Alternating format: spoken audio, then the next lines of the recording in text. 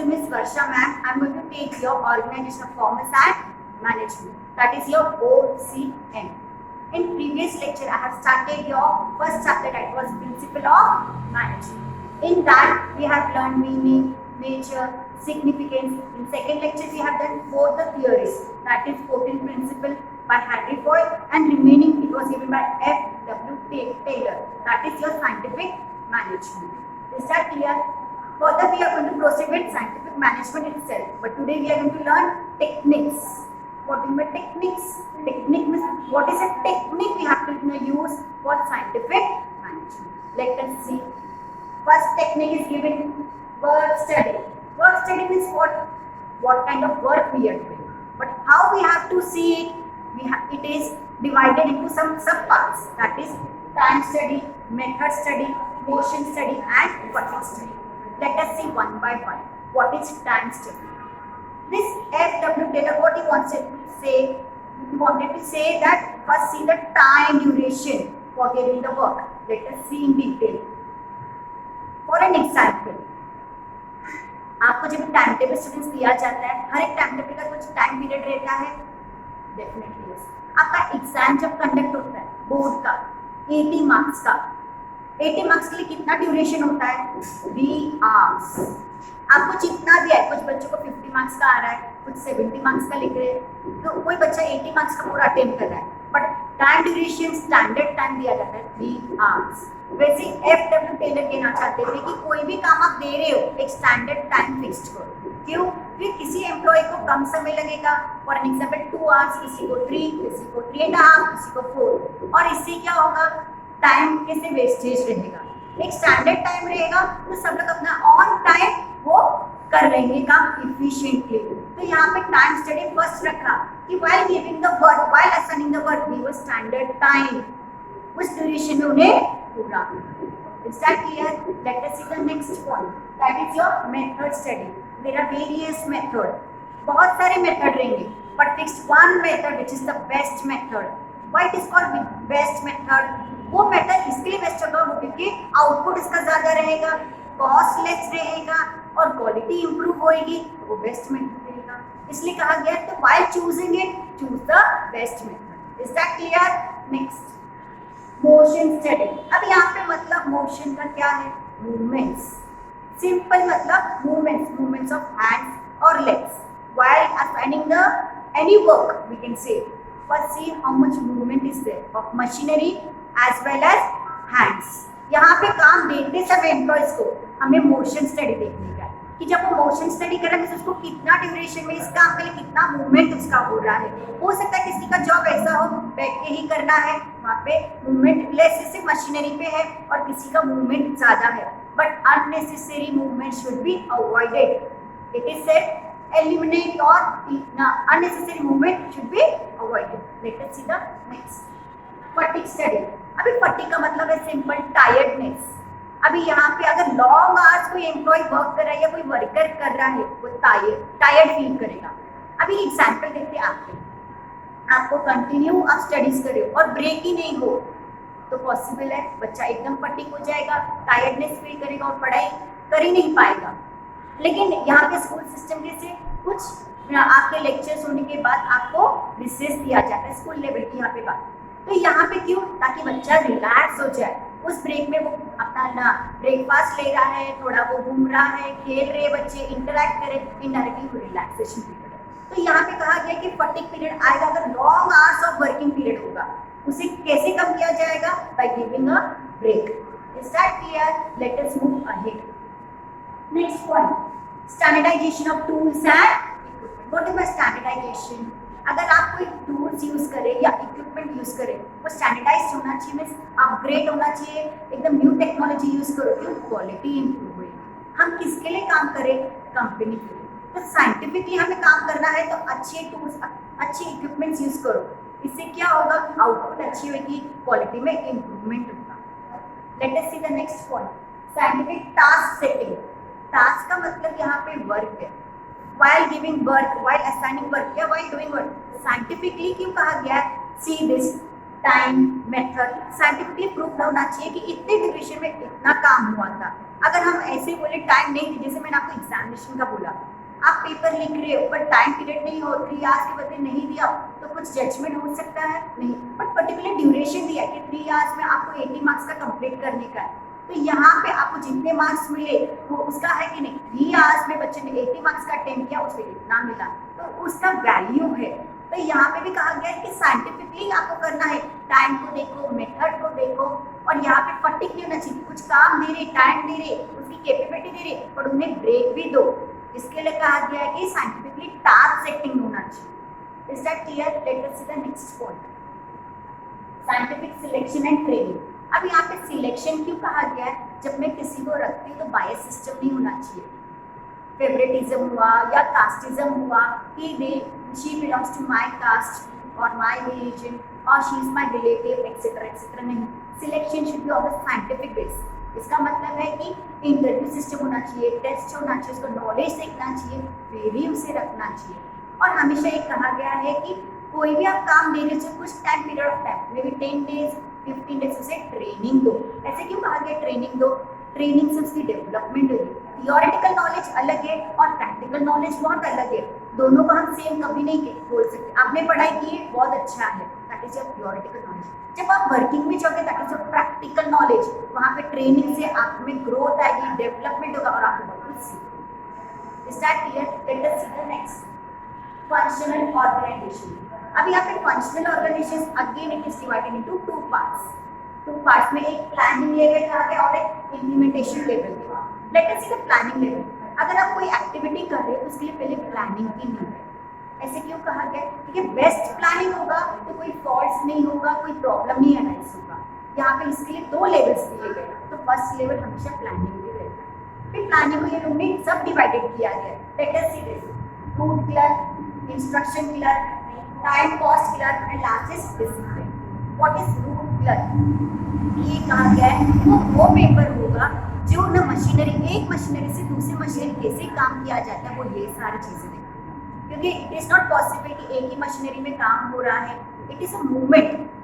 तो ये सारे काम देखने का कि from one machinery to another, तो ये सारे सिस्टम।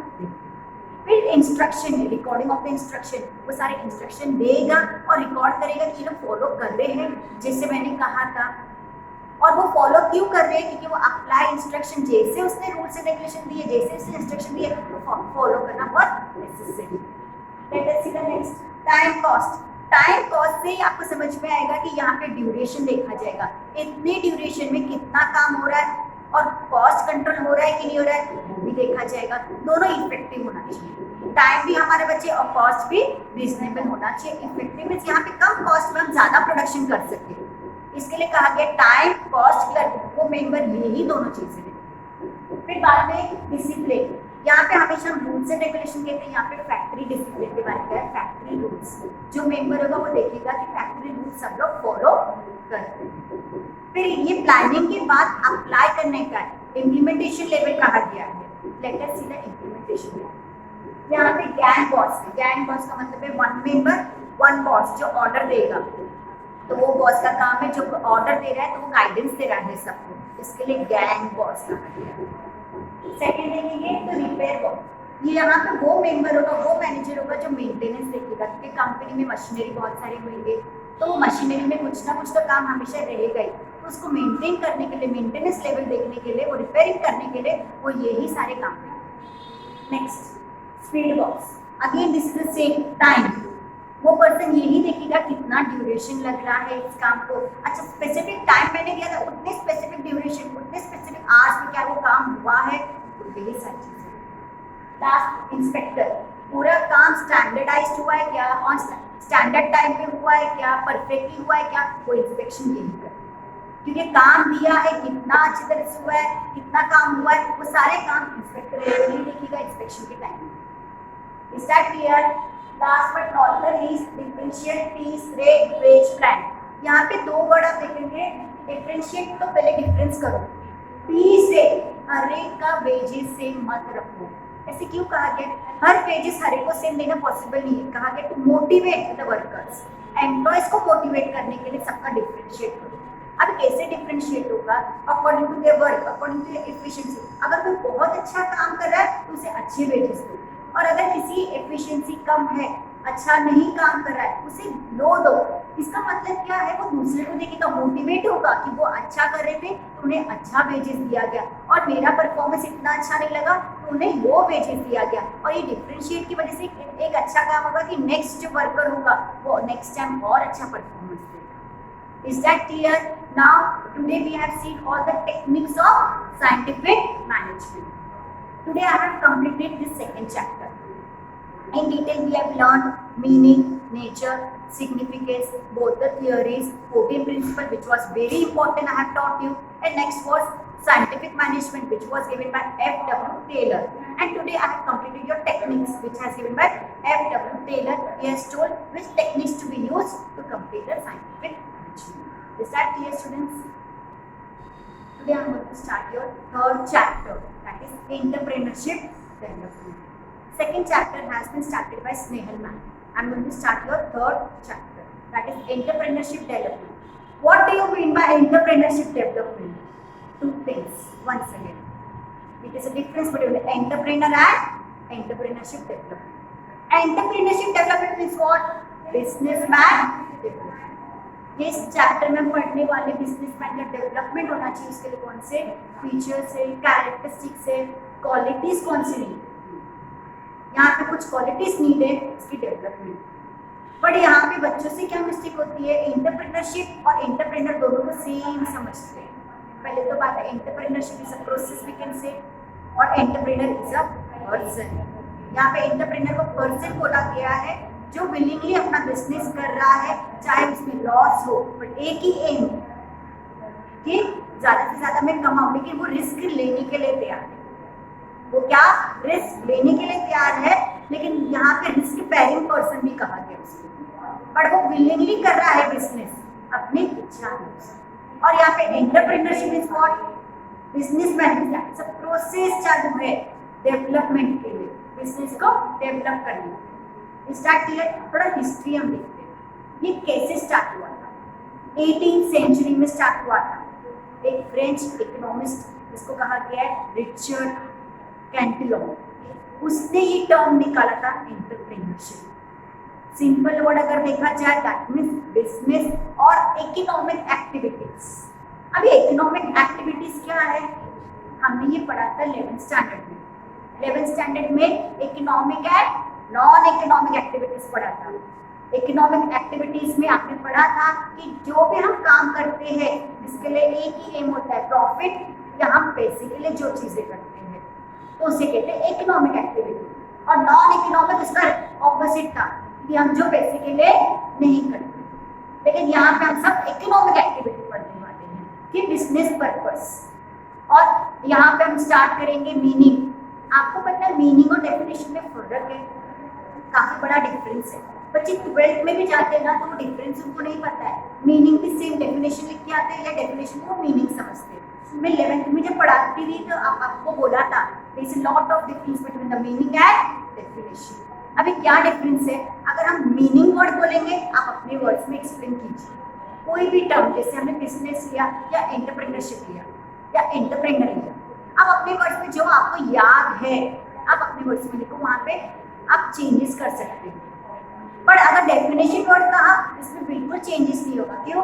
वहां पे किसी पर्सन ने बताया, या तो आपने कोई डिक्शनरी से लिया, ऑक्सफोर्ड डिक्शनरी से, या तो कोई एक्ट है, जैसे एसपी में आप पढ़ते हो कोई एक्ट है 1932 एक्ट है, या कोई भी एक्ट आपको चेंज करने का अलाउड नहीं है, इसका आर भी नहीं है। वहाँ पे डिक्टो सेम होगा, starting with inverted commas, ending with inverted commas. Start होगा आपका इन्वर्टेड कॉमर्स से और एंड होगा इन्वर्टेड कॉमर्स। और मीनिंग अगर आपने वर्ड टर्म लिखा आप अपने वर्ड्स में एक्सप्लेन, सिंपल वर्ड्स में। लेट अस सी नाउ वेबस्टर डिक्शनरी में इसका एंटरप्रेन्योर का क्या मतलब दिया है, क्या डिफाइन किया है। अब यहाँ पे हम देखते हैं, और एंटरप्रेन्योर इज अ पर्सन। मैंने आपको पहले ही बताया था कि एंटरप्रेन्योर वर्ड आ गया तो वहाँ पे पर्सन वर्ड आ गया, क्योंकि एंटरप्रेन्योरशिप इज अ बिजनेस, लेकिन यहाँ पे प्रोसेस के लिए कहा गया है। और एंटरप्रेन्योर आ गया तो person who starts a business, वो पर्सन है जो बिजनेस स्टार्ट करना चाहता है and is willing to risk the losses। अब यहाँ पे willing क्यों कहा गया? बिजनेस में अनसर्टेनिटी लॉस होता ही है, या बोलेंगे तो अनसर्टेनिटी रिस्क बेयर करना है, हो सकता है लॉस हो सकता है नहीं हो, जैसे चेंज इन फैशन, हम बोले इट इज अनसर्टेन, कभी भी हो सकता है, कस्टमर्स की डिमांड कुछ भी चेंजेस हो सकता है, रिस्क है पर उसे वो लेना है रिस्क, क्यों, उसका पर्पस और एक ही एम होता है in order to make money. अभी यहाँ पे मनी मीन्स प्रॉफिट, बिजनेसमैन का एक ही एम होता है कि वो ज्यादा से ज्यादा पैसे कमाए, तो यहाँ पे एंटरप्रेन्योर का यही डेफिनेशन कहा गया है, ये वो पर्सन है जो बिजनेस करना चाहता है, रिस्क भी बेयर करेगा, विलिंगली रिस्क बेयर कर रहा है, और उसके पीछे पर्पस एक ही होगा कि वो ज्यादा से ज्यादा money. Is that clear? Let us see the features. अभी यहाँ पे फीचर देखेंगे तो फर्स्ट है इंटेलेक्चुअल कैपेबिलिटीज, कोई भी काम कर रहा है बिजनेसमैन, उसको पहले तो वो क्या है, क्रिएटिविटी है उसकी, इंटेलेक्चुअल में he is a very good thinker, उसे डिसीजन लेने का, उसे मैनेज करने का है, तो इंटेलेक्चुअली वो कैसे होगा, स्मार्ट रहेगा, क्योंकि सिचुएशन हमेशा सेम नहीं रहेगा, चेंज होगा अकॉर्डिंग टू डिमांड, तो उसे वहाँ पे कौन सा डिसीजन अप्लाई करने का, कौन से चेंजेस लाने के, इसके लिए कहा गया इंटेलेक्चुअल कैपेबिलिटी। वहाँ पे इंटेलेक्चुअल कैपेसिटी में यहाँ पे क्या कहा गया, इंटेलेक्चुअली बहुत ही स्मार्ट बोलो या intellectually very good thinker by taking the certain decisions. Future oriented या फ्यूचर विजन, अब यहाँ पे फ्यूचर का मतलब है आगे के बारे में सोचना, एक एंटरप्रेन्योर क्या करेगा, फ्यूचर के बारे में सोचेगा। अब यहाँ पे सिर्फ फ्यूचर के बारे में सोचना क्या है, यहाँ पे देखिए एक एंटरप्रेन्योर को बहुत सारे कॉम्पिटिटर्स मिलते हैं, अभी उस कॉम्पिटिटर में उसको ये सोचना है कि मैं सर्वाइव कर पाऊँ, फ्यूचर में भी उसकी कम्युनिटी की डिमांड रहे, तो फ्यूचर में कैसे डिमांड रहेगा, कौन से सिचुएशंस आएंगे या कौन से प्रॉब्लम होगा या क्या चेंजेस आएगा, थोड़ा सा फोर साइटेड उसका रहेगा फ्यूचर के बारे में, अकॉर्डिंग टू द फ्यूचर वो आगे का डिसीजन लेगा। आगे ही क्या हो सकता है, उसकी कॉमोडिटी का सेल बढ़ जाए, उसके पास अभी कम है स्टोरेज, तो वो इंक्रीज करेगा। इंडायरेक्टली वो फोर साइट होना चाहिए, फ्यूचर विजन होना चाहिए कि उसे डिसीजन लेते समय आगे के बारे में भी सोचना है। Late us see the next one, hard work. ये हार्ड वर्क हर एक के लिए अप्लाई करता है, सिर्फ बिजनेसमैन के लिए नहीं। अगर आप स्टूडेंट्स आपको देखा जाए, आपको 12th में बहुत अच्छा परसेंटेज लाना है, उसके लिए अभी से ही आपको हार्ड वर्क करना चाहिए। ये जो टीचर्स सब लोग ऑनलाइन आपके लेक्चर्स ले रहे, क्यों ले रहे लेक्चर्स, ताकि आप अभी से ही स्टार्ट करो अपनी स्टडीज करना, इतना मेहनत करके आप लोगों के लिए बनाया जा रहा है। यहाँ पे एक अच्छा एंटरप्रेन्योर क्या होगा, हार्ड वर्कर होगा, हार्ड वर्किंग उसके लिए बहुत नेसेसरी है, और सक्सेस एक ही होना चाहिए, hard worker person, hard working necessary है, एसेंशियल है for a successful business. Is that clear? Let us see the next, technical knowledge.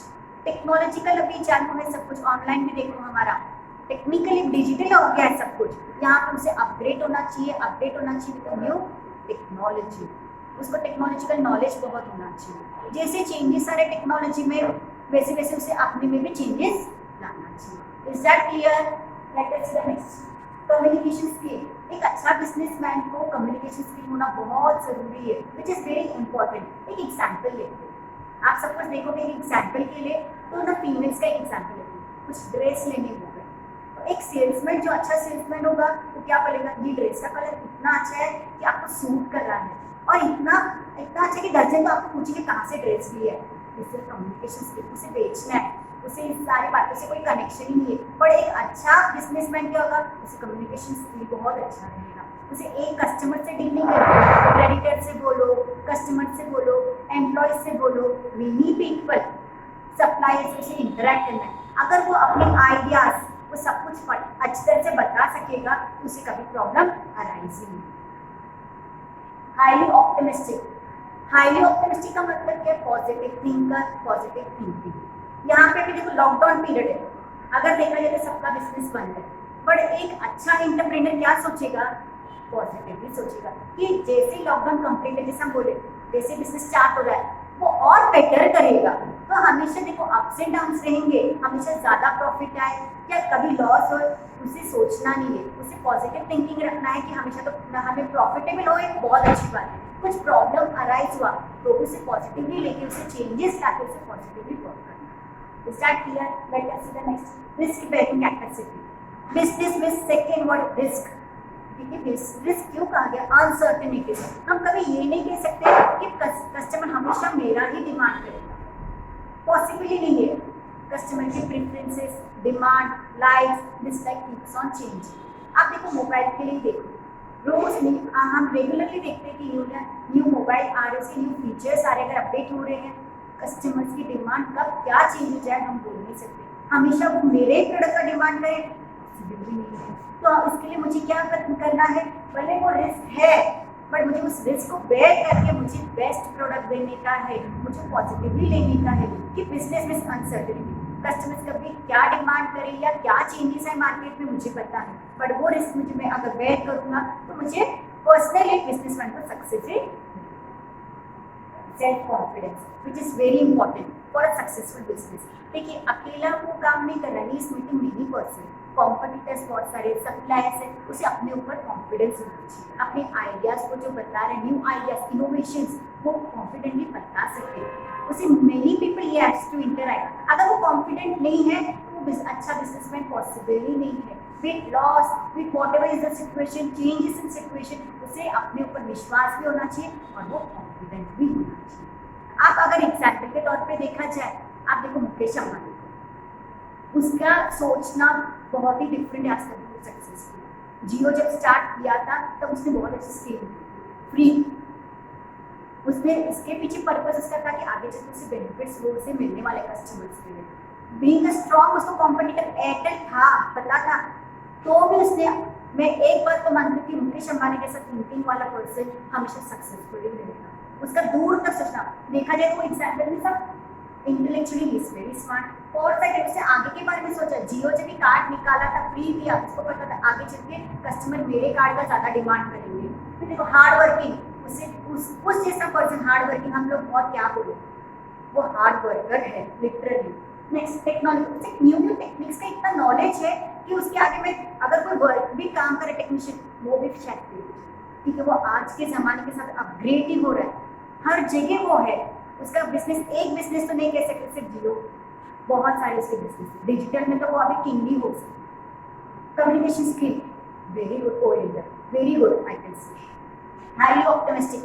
अगर उसने स्टार्ट किया तो उसके फादर के हिसाब से देखिए, फादर धीरूभाई अंबानी का अगर हम देखेंगे बहुत ऑप्टिमिस्टिक था, पॉजिटिव। आज जो उसके बच्चे हैं फादर की वजह से, जब उसने स्टार्ट किया था वो having hardly any money, but वो फोर साइडेड था, उसे पता था उसे क्या चाहिए, क्या करना है, और वो पॉजिटिव थिंकिंग की वजह से आज वो मुकेश अंबानी है। फ्यूचर के बारे में उसने सोचा पॉजिटिवली कि I am the best, I am going to do the best, और इसकी वजह से, और एक बिजनेसमैन की वजह से एक बहुत बड़ा फायदा है एम्प्लॉयमेंट। आज जो हमारी कंट्री में सबसे बड़ा प्रॉब्लम है अनएम्प्लॉयमेंट, और उसकी वजह से पॉवर्टी, वो कैसे रिड्यूस होगी, बिकॉज ऑफ एंटरप्रेन्योर। अगर एक एंटरप्रेन्योर है तो हमारी कंट्री को बहुत फायदा है, एम्प्लॉयमेंट जनरेट होगा, इकोनॉमिक इंक्रीज होगी, इनडायरेक्टली बहुत सारे प्रॉब्लम्स सॉर्ट आउट हो जाएंगे। नेक्स्ट अगर टेकिंग रिस्क बेयरिंग, क्या बिजनेसमैन रिस्क नहीं ले रहा है? एक्चुअली मैंने अभी एग्जाम्पल दिया, कुछ न्यू भी अगर आप प्रोडक्ट लॉन्च कर रहे हो उसमें एक बहुत बड़ा रिस्क है, क्या कस्टमर्स मेरे प्रोडक्ट का डिमांड करेंगे? पॉसिबिलिटी यस और नो, बट अगर रिस्क बेयर करेंगे तो पॉजिटिवली सोचे तो कस्टमर्स वो अपना प्रोडक्ट को लाइक जरूर करेंगे और वो लेंगे। अगर मैं सोचूं नहीं कस्टमर मेरे प्रोडक्ट का डिमांड ही नहीं करेंगे, अगर मैं रिस्क नहीं लूंगी तो मैं कभी प्रॉफिट नहीं कमा सकती। नेक्स्ट सेल्फ कॉन्फिडेंस, यहाँ पे बिजनेसमैन का कॉन्फिडेंस ही है जो उसे सक्सेसफुल बिजनेसमैन बनाता है। Is that clear? Now I am going to tell you the qualities of entrepreneur. Okay. Now next answer we are going to see qualities for a successful entrepreneur. कौन सी qualities needed for a successful entrepreneur, for a businessman successful needed? तो सबसे पहले point है discipline. अभी यहाँ पे हमेशा मैं डिसिप्लिन पढ़ाते समय आपको बोलती हूँ फॉलोइंग रूल्स एंड रेगुलेशन, पर यहाँ पे वो नहीं है। फोकस, आप जब भी पढ़ाई करते हो तो आपके ऊपर डिपेंड होता है आप कितने डिसिप्लिन है। यहाँ पे फोकस, कितना सिंसियरली सीरियसली ले रहे हो। डिटरमाइंड पर्सन क्या होगा, अपने काम के लिए पूरा फोकस्ड होगा।